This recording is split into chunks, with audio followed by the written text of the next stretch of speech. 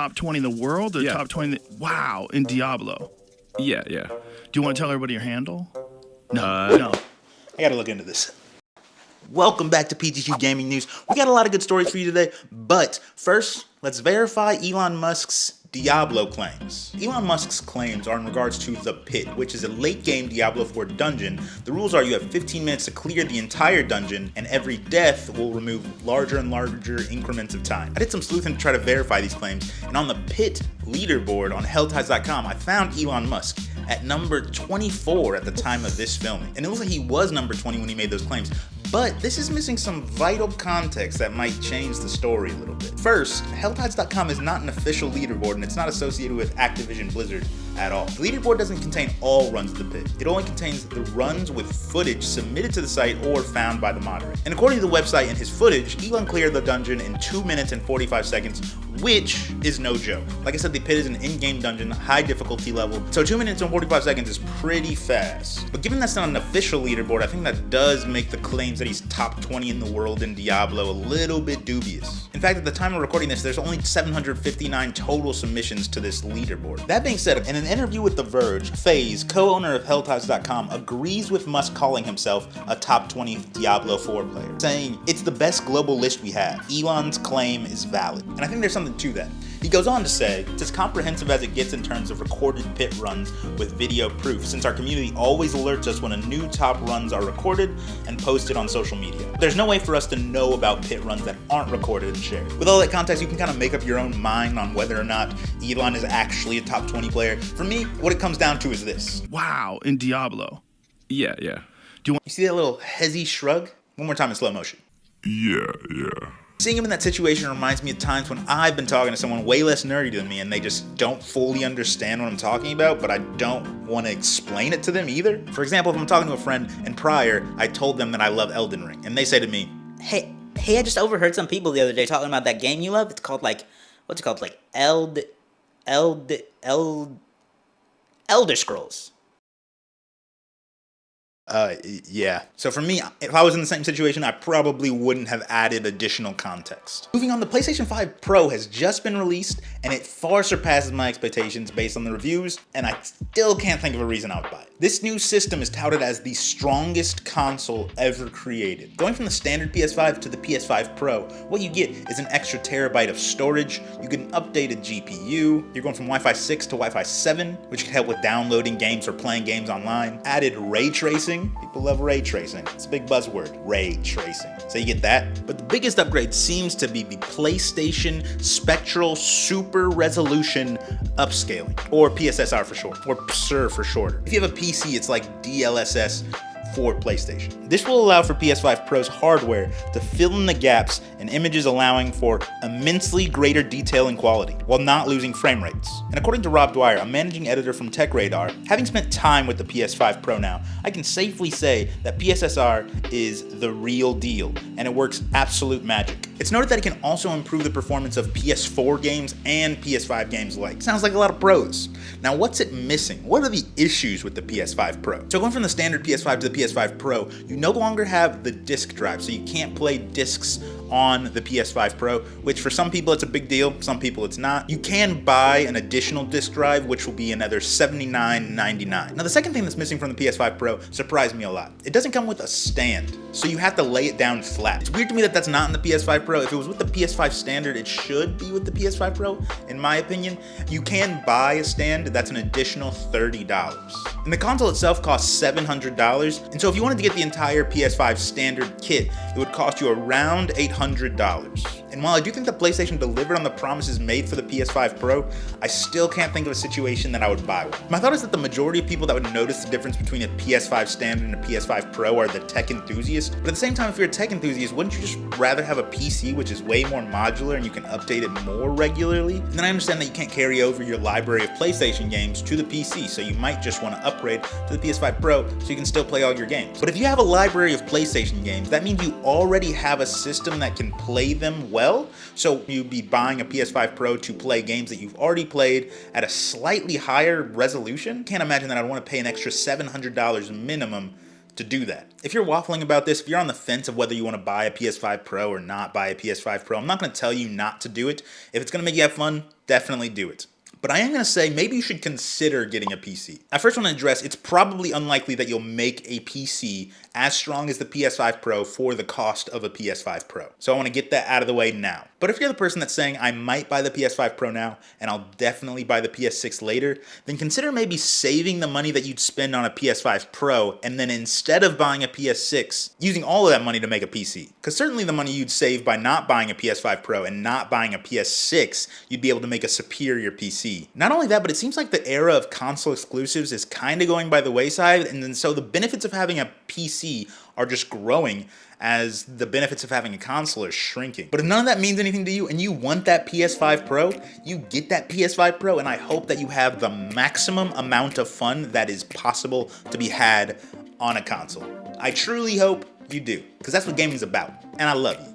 And now for an update that I'm personally most excited about, for obvious reasons. Steam just added native video capture software. In any game that uses the Steam overlay, you can record, replay, clip, and share videos. Admittedly, I haven't used this yet, but I plan to use it this weekend. And from the looks of it, it seems super intuitive and super easy. For me, the most exciting part about this software is that you have a timeline and event markers. You have things like game mode indicators, which from the timeline you can tell whether you were in the menu, the lobby, or whether you were playing. And then with the event markers, let's say you get an achievement in a game, that place will be marked on your timeline so you don't have to search for it in your footage, which anyone that records gaming footage will know how much of a time saver that will be. And also if you take a screenshot, that'll be marked in the timeline. So for me, if there's ever a part in the footage that I want to remember where it is, I'll just take a screenshot and that'll be marked in my footage. Talk about convenience. But they also have plenty of pretty convenient ways that you can save and share this with your friends as well. So it's not like just for content creators. Anyone can really share clips with their friends. If something funny happened in a game, if something cool happens and no one will believe you unless you share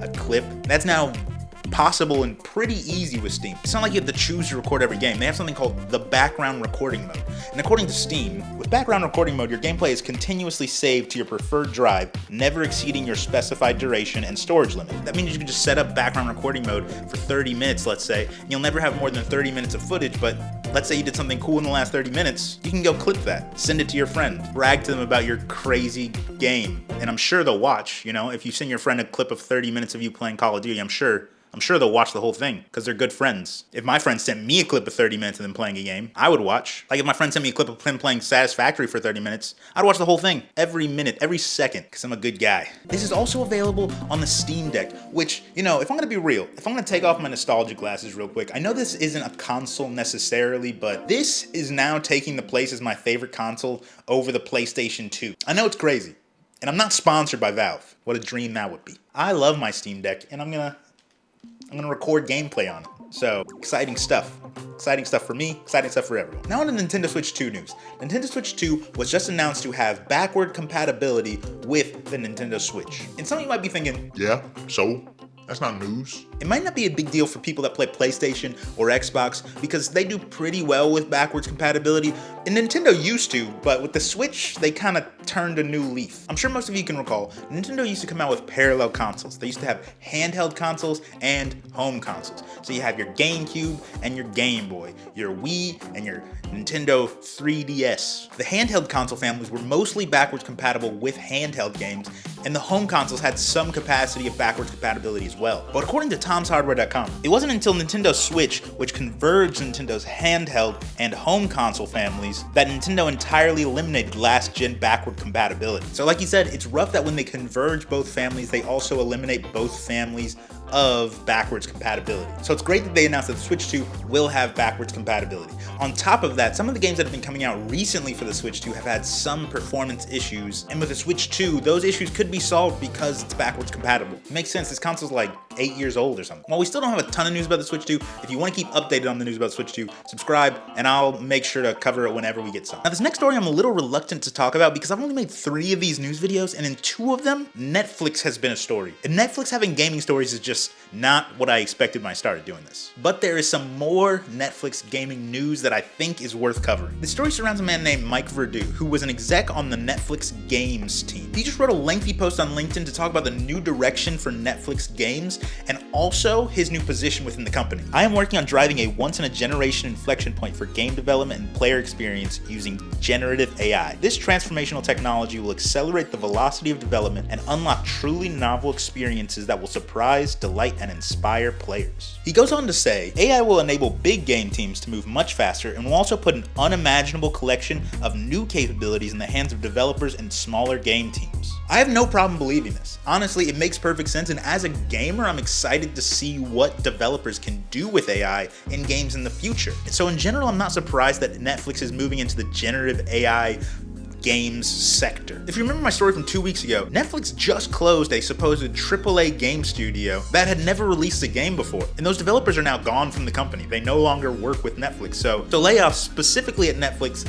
followed up pretty soon after by announcing that they're going into generative AI gaming. And it's not like they don't know that there's fear of this exact thing happening. In fact, Mike went on to say, many view this technology with fear, but I am a game maker at heart, and it seems it has potential to unlock all of us, create mind-blowing new experiences for players, to lift us to new heights. I agree with that. But the fear comes from people being replaced by AI, right? So it feels weird to say on one hand, AI is a catalyst for big game studios to move faster, but then on the other hand, we're closing our big game studio and putting money into our generative AI gaming. It just seems like those are contradictory. I want to know what you think about this, because I generally actually am excited for the things that AI can do in games, in mods, in the industry in general, but I just think that like back-to-back closing a studio, announcing that you're doing generative AI in games, doesn't really help with the fear. The next thing I want to talk about is the recent steps that Roblox is taking to protect children playing the game. If you're unfamiliar with Roblox, it's like a sandbox where gamers can create games inside or just socialize. It's a big world that I don't fully understand. And this world is heavily geared towards young children. I mean, it's a game, so that's not like super surprising. That being said, according to CNET.com, investigations from law enforcement and news organizations have found worrisome cases of predators using Roblox to target children, along with a lawsuit alleging illegal gambling on the platform. More than 40% of its 78 million users are preteens, according to Bloomberg's report. There are parental controls on this game, but not every parent monitors their child's gaming habits, whether that's good or bad. So Roblox is taking this step, and the changes they're making are the following. Starting November 18th, experiences with certain types of interactive features, specifically social hangouts and freeform 2D user creation, will only be playable to users over the age of 13. Hangout experiences are things like vibe games, clubs, socializing, and supportive spaces where the primary theme or purpose of the experience is to communicate with others as yourself. Notably, the restrictions do not extend to experiences where players are role-playing as someone other than themselves. As for the freeform user creations, their unmoderated nature poses a risk, and therefore experiences with these features will be heavily moderated. In addition to that, the games created within Roblox have a sort of rating system, an age-based rating system similar to how they do with movies, you know, PG-13, R, so on. But there's a certain category of games that are unrated, and by default, everyone could play an unrated game. But now they're making a switch to not allow people under 13 to play unrated games. Generally, the community seems pretty behind this move, obviously outside of like 12-year-olds. 12-year-olds probably aren't happy about it. My thoughts about it are, it sounds very similar to when I was in middle school, when I was like a preteen myself, and everyone wanted to have Facebook, and Facebook was like, nah, you gotta be 14 to have a Facebook. So everyone in middle school was 14 on Facebook, you know what I mean? I'm sure something like that's gonna happen. There's gonna be some kind of workaround amongst the middle schoolers trying to get into those unrated games on Roblox. But on Roblox's part, I think this is a good thing. I think it's a good move, and I think the more children are interacting socially on the internet, the more things like this need to happen. Don't talk to strangers just doesn't seem to apply nearly as much as online, and that can be a problem in a lot of ways. Let me know what you think. I'm not a parent, nor do I play Roblox, so if you are a parent or you play Roblox or both, let me know what you think about this. I'm interested to hear about how this affects actual people. Now I have a question for you. The Game Awards are just around the corner. They're scheduled for December 12th, and the nominations should be released in about a week. So this will be the last video I have before the nominations are released. But I've been hearing stuff about like some people saying some games are gonna get snubbed. A big one, Black Myth Wukong. A lot of people are thinking it's not gonna get the recognition it deserves. So my question for you is, what game do you want to see in the Game Awards? Any category, I don't really care. Just let me know what games you want to see, what games you think might get snubbed for whatever reason. I would love to hear it. Me personally, I think this year has been the year of Japanese games. Yeah, we have Black Myth Wukong from China, but we have Final Fantasy VII Rebirth, Metaphor Refantasio, Astrobot. I think that Japan is gonna dominate this year's awards. I'm looking forward to seeing what happens. I'll definitely fill you in on next Friday during PGQ Gaming News, but until then I'll be playing Mario & Luigi Brothership. Been looking forward to that game for a while, so I'm excited to see how it is. In any case, my name is Terrence. I'll keep playing games till I find the perfect one. Peace, love.